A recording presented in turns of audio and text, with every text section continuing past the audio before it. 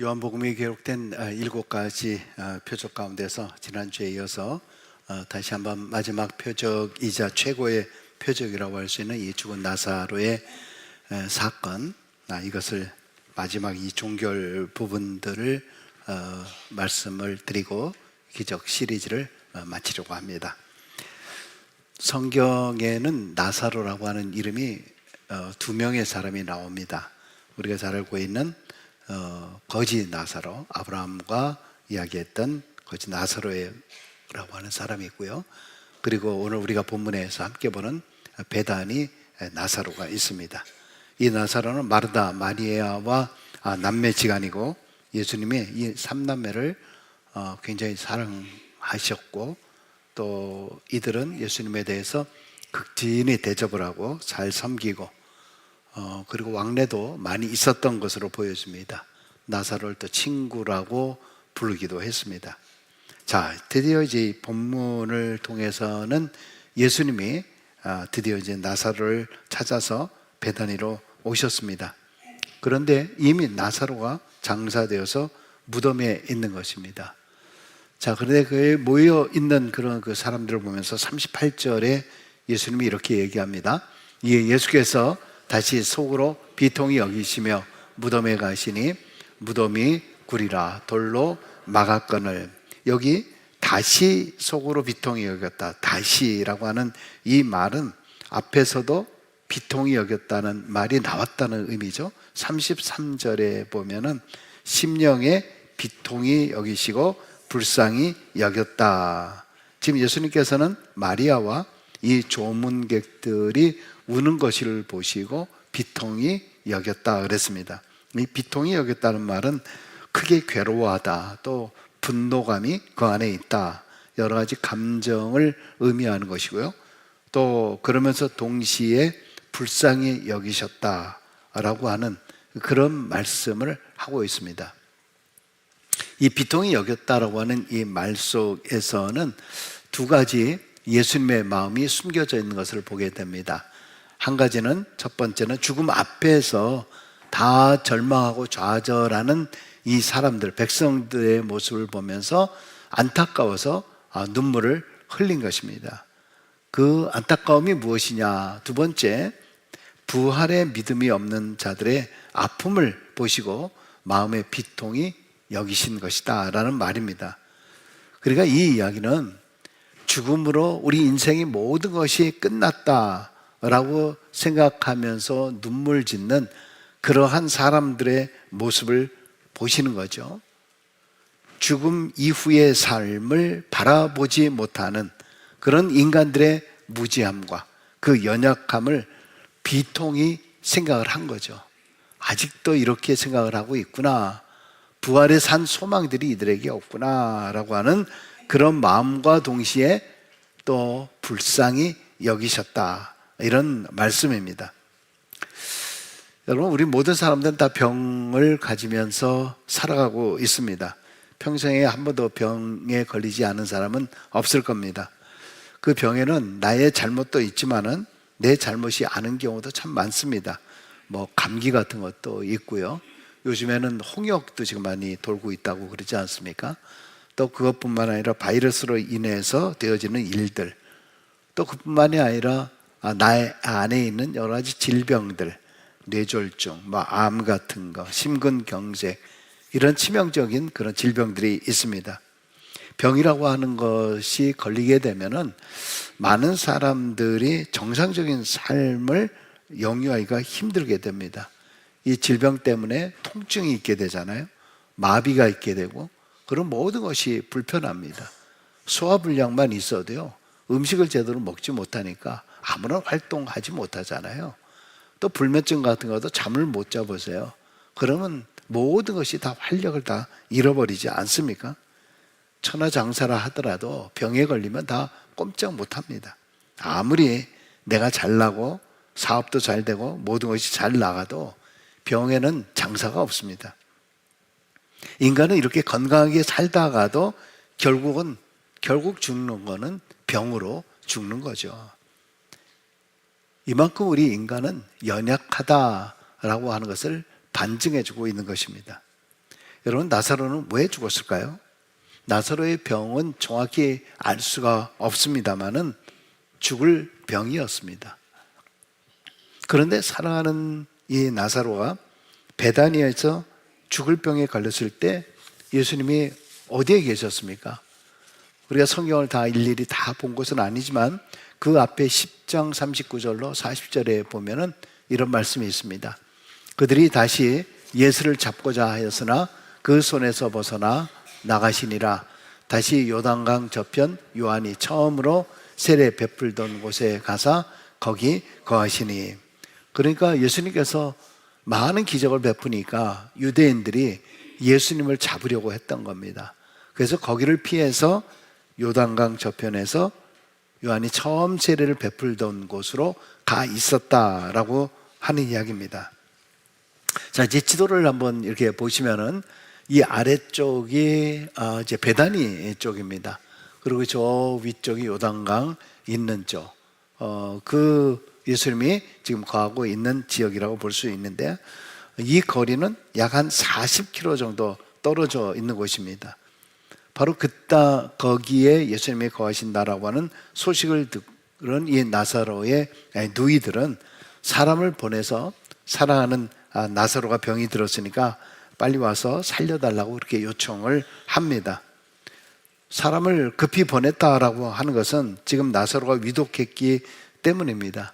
그런데 우리가 지난주에도 우리가 살펴보았습니다만 예수님의 첫 반응이 뭡니까?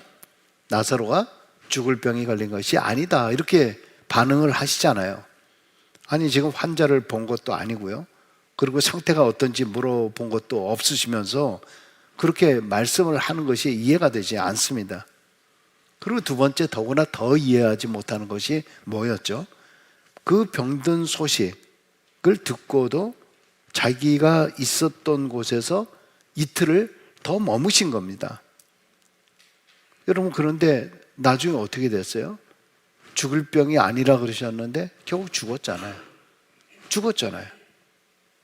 예수님께서 판단 미스한 겁니까? 실수한 겁니까? 도대체 왜 이렇게 하셨을까? 먼저 우리는 여기서 생각해 볼 것은 뭐냐 하면은, 마르다와 마리아처럼 예수님의 사랑하시는 사람이 병들고 죽었을 때 왜 예수님께서 사랑하는 사람이라고 하면 왜 이런 고통을 받게 되는지 좀 의아해 할 수도 있습니다.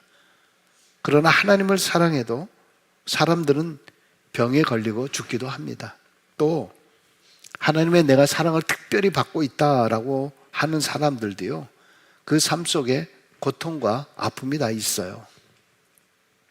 우리가 성경을 통해서도 발견할 수 있잖아요. 성경의 히스기야 왕 같은 경우는 하나님의 마음에 정말 그렇게 합하게 행동을 했잖아요. 성전, 우상이 많았던 그 나라에 성전 예배를 다시 부활시켰을 뿐만이 아니라 성전을 다 수리하고요, 또 기도를 통해서 아수르 대군을 다 물리쳤었던 그런 성군이었습니다. 그런 히스기야 왕도 중년에 죽을 병에 걸렸잖아요. 그리고 기도했더니 결국 한 15년 정도 목숨을 연장을 받았습니다. 욥이라고 하는 사람은 순전하고 당대에 정직하고 하나님을 경외하고 악을 떠난 의인이었다라고 그렇게 평가하고 그렇게 써 있습니다. 그런데 그 또한 죽을 병에 걸리게 되었고요, 사람에게 닥칠 수 있는 온갖 고통과 고난으로 그의 삶이 사실은 엉망진창되지 않았습니까? 사도 바울 같은 경우도 전도를 위해서 자기의 목숨과 모든 것을 다 바쳤던 사람이에요. 근데 자신의 질병 때문에 하나님 앞에 간절히 치유를 간구했는데 하나님께서 하시는 음성은 내 은혜가 너한테 족하다. 하나님께서 베풀어 주신 은혜가 너한테 족하다. 고쳐주시는 거 얼마나 간단하겠어요? 근데 내 은혜가 족하다라고 얘기하기를 해요. 하나님이 참 야박해 보입니다. 그런데 바울은 그것에 대해서 오히려 어떻게 해석을 합니까? 신앙은 해석이라 그랬잖아요. 그래, 가만히 보니까 내가 약하니까 강하신 하나님을 더 의지하게 되었다. 그러면서 자신의 약함을 오히려 은혜로 여겼잖아요. 수많은 믿음의 사람들에게도 수많은 질병과 어려움, 그러나 그 속에서 오히려 찬양과 감사로 그들의 신앙이 업그레이드 된 것을 봅니다. 시편 119편 71절에 고난당한 것이 내게 유익이라. 이로 인하여 내가 주의 율례를 배우게 되었나이다. 아멘. 여러분에게도 이런 고백이 있어지길 주의 이름으로 축원합니다. 자, 드디어 이제 예수님께서는 나사로의 병든 소식을 듣고 이틀을 더 머무신 뒤에 베다니로 출발하셨습니다. 여기에 질문이 있습니다. 왜 그러셨을까? 왜 그렇게 하셨을까? 앞에서 말씀드린 데 성경을 보니까 지금 베다니가 예루살렘에서 가까운 지역에 있어요. 그 예루살렘의 유대인들이 예수를 언제 어떻게 잡을까 모의하고 있었기 때문에 그래서 예수님이 요단강 동편까지 가 계신 거예요. 숨어 계신 거나 다름없잖아요. 그런데 지금 다시 예루살렘 쪽으로 가셔야 돼요. 그러면 언제 잡혀서 어떻게 될지 모르는 그런 상황입니다. 제자들도 이런 상황이 있다 보니까 예수님은 말리는 거 아닙니까? 말리고 걱정을 했습니다. 그런데 예수님께서 제자들을 향해서 이렇게 이야기를 해요. 앞에 성경을 보시지 않으셨겠지만 9절과 10절에 이런 이야기를 합니다. 낮이 12시간이 아니냐. 사람이 낮에 다니면 이 세상의 빛을 보므로 실족하지 아니하고 밤에 다니면 빛이 그 사람 안에 없는 거로 실족하느니라. 한국말인데도 굉장히 헷갈리시지 않습니까? 이게 도대체 뭔 말이냐? 아리까리하기도 합니다. 좀 쉽게 얘기하자 하면은 아무리 목숨이 위험한 상황이라 할지라도 지금은 사람들이 다 눈 뜨고 보고 있는 낮의 때인데 밤이면 몰라도 지금은 아무리 위험해도 죽지 않을 것이니 그리로 가자. 이 말 속에서는 어떤 의미가 담겨져 있냐 하면은 생명과 목숨의 주관자는 하나님이시다. 우리의 생사는 하나님께 달려있다. 지금 이 상황에 대해서 겁먹지 말고 담대하라 라고 하는 선포의 말입니다.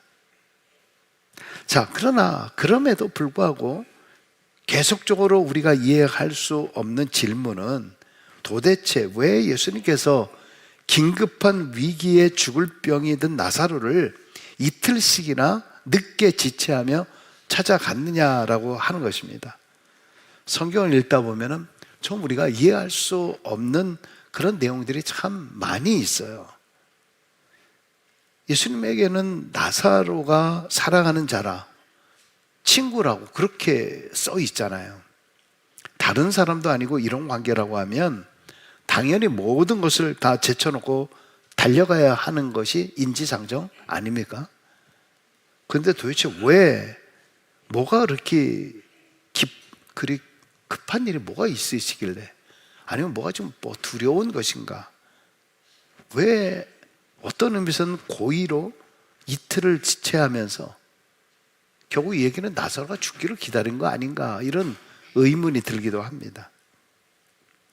오죽하면은 나사로가 죽고 나서 베다니에 늦게 찾아오신 예수님을 향해서 마르다하고 마리아가 21절과 32절에 똑같이 단어 한마디 틀리지 아니하고 이야기를 합니다. 주께서 여기 계셨더라면 내 오라버니가 죽지 아니하였겠나이다. 똑같이 말을 해요. 이 말은 탓하는 말이잖아요. 탓하는 거잖아요.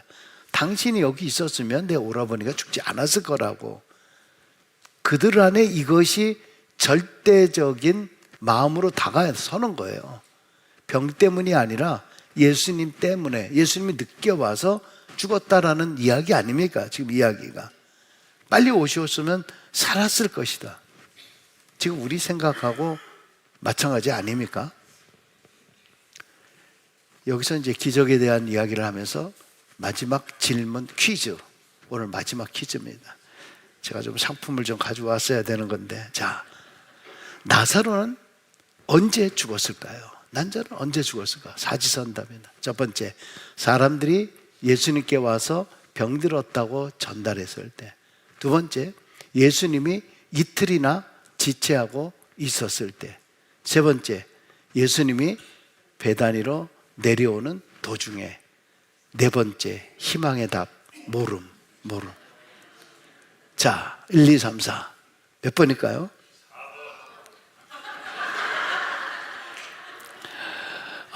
참, 목소리 제일 큰 사람이. 자, 그러면 한번 오늘 본문을 통해서 우리가 도대체 몇 번이 맞을까 한번 생각을 해볼 수 있게 되기를 원합니다. 나사로가 언제 죽었을까? 그것이 알고 싶다. 자, 오늘 산수계사를 좀 한번 할 수 있기를 바랍니다. 자, 예수님께서 세례 요한이 처음 세례를 베풀던 아까 지도를 보았습니다만, 요단강 근처라고 하는 것은 나사로의 집 베다니로부터 아까 얼마나 떨어졌다고요? 한 40km.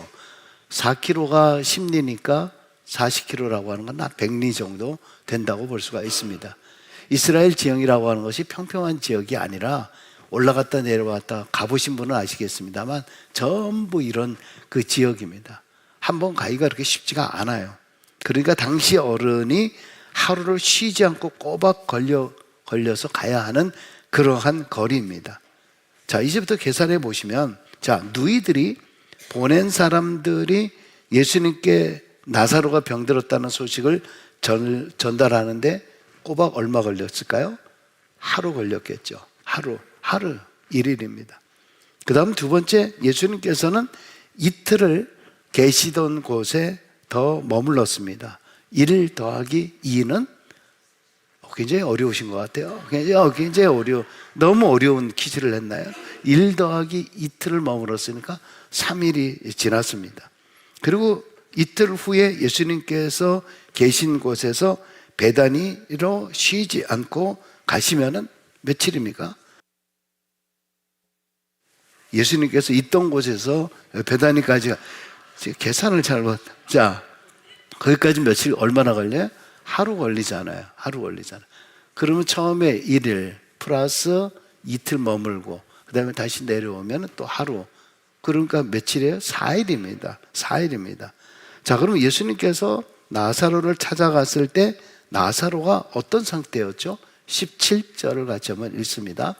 예수께서 와서 보시니 나사로가 무덤에 있은지 이미 나흘이라. 나흘이 며칠이에요? 4일입니다.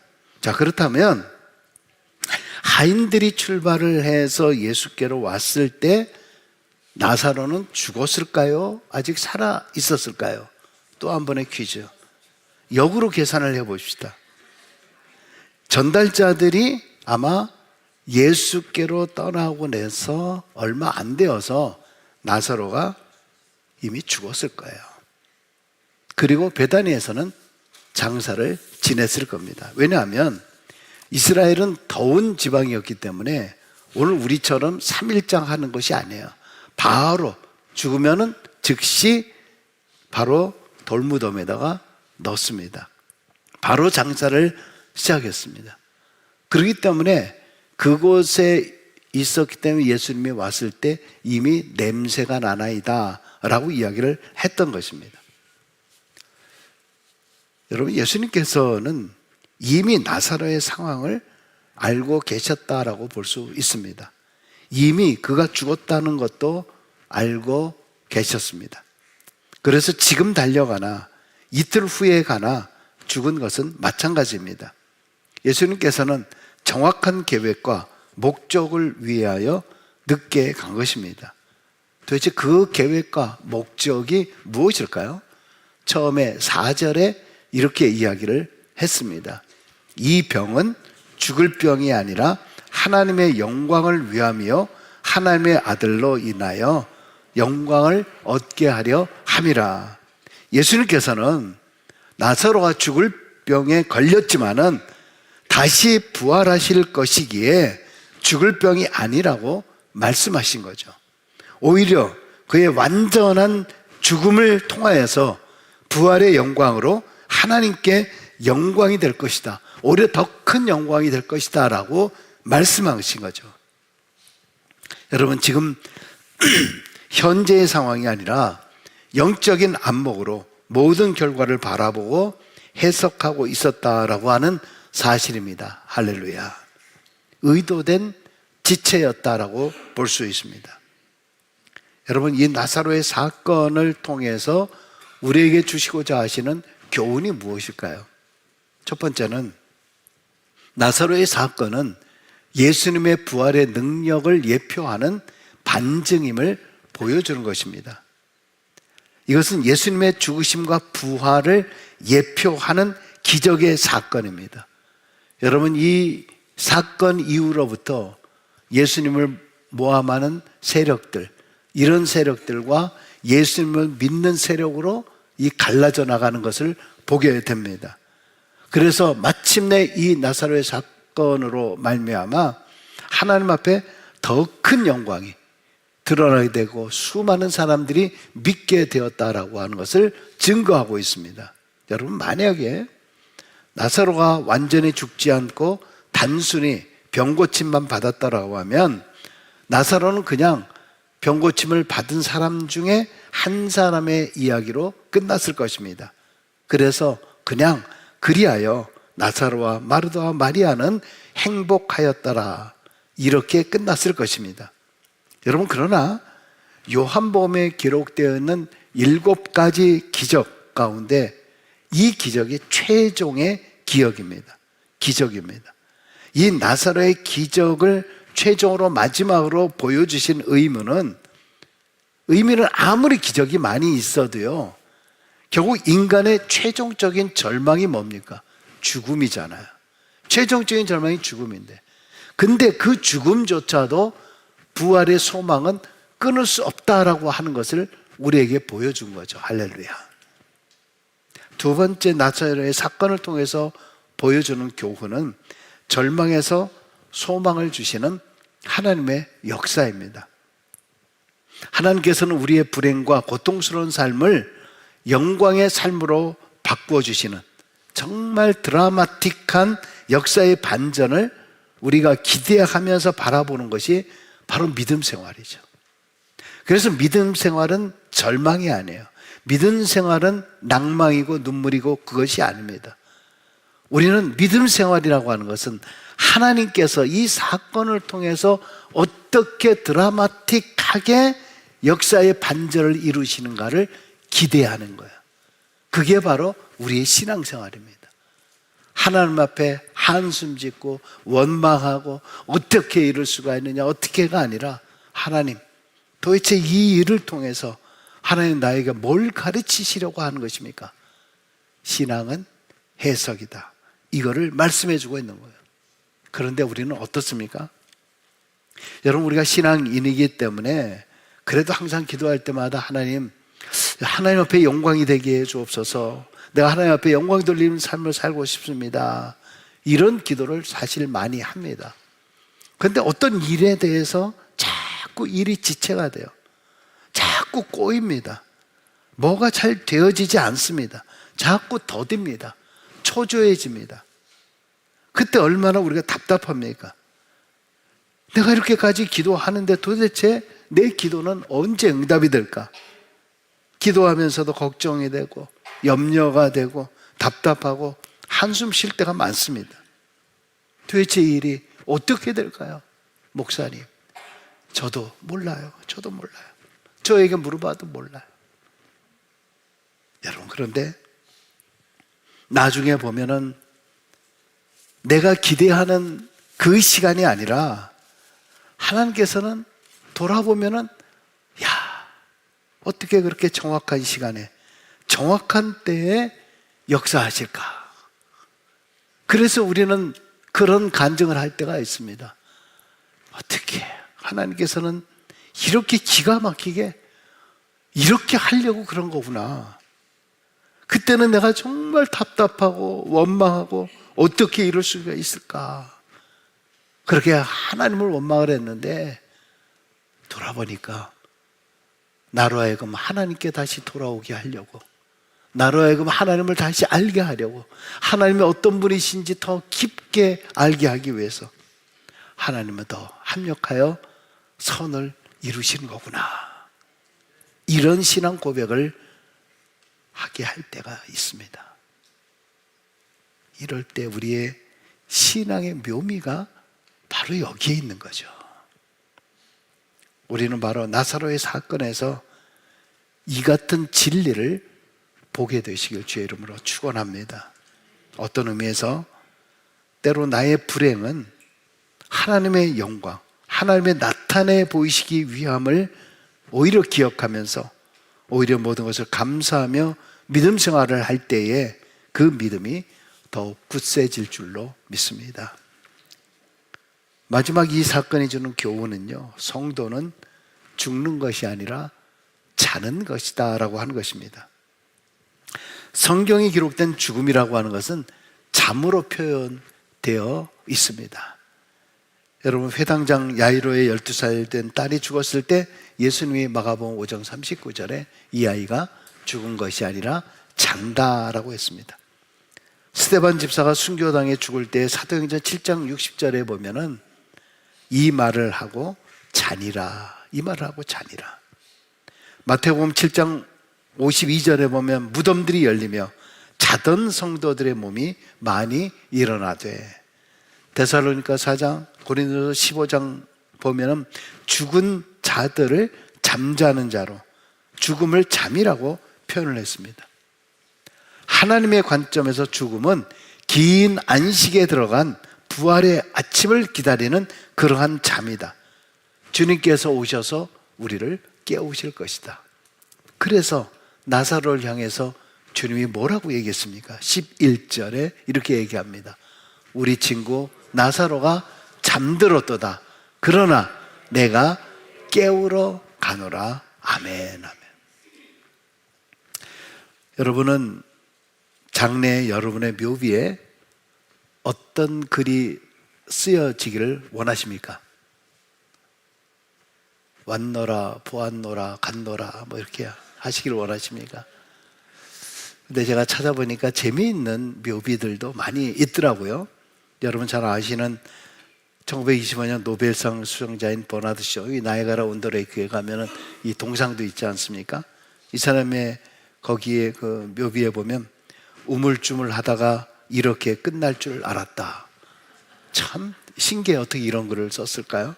우물쭈물 하다가 이렇게 끝날 줄 알았다.